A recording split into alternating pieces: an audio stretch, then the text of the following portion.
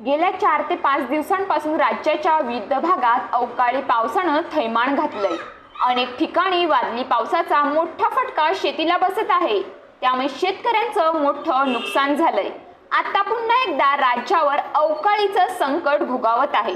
येत्या 24 तासात राज्याच्या विविध भागात अवकाळी पावसाचा इशारा हवामान विभागाकडून देण्यात आला होता। तर मुंबई, ठाणे, पालघरसह अनेक जिल्ह्यात पावसाची शक्यता हवामान विभागाने वर्तवली होती। तर आज तलासरी तालुक्यात उधवा गावामध्ये मोठ्या प्रमाणात पाऊस, वादळी हवा व गाऱ्या पडल्या आहेत। तसेच रस्त्यावर लावणारे लहान मोठ्या दुकानांचे मोठ्या प्रमाणात नुकसान झाले आहे। News police reporter Ashraf Khan, Talasari.